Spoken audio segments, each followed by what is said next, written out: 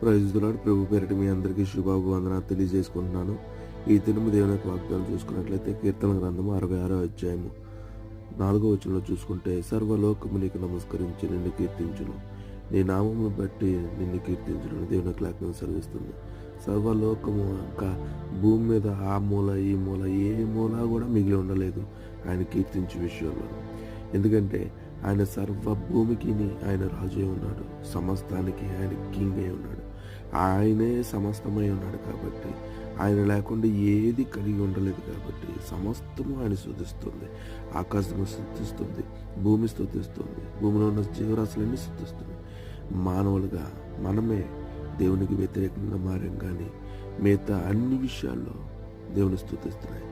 మరి మానవులుగా మనల్ని సృష్టించినటువంటి దేవత దేవునికి మనం విధేయతలై దేవుని స్తుతించే వారమే మన జీవితాలు ఉందేమో కాక. ఆమేన్. అట్టి కృప మీకు దయచేయను.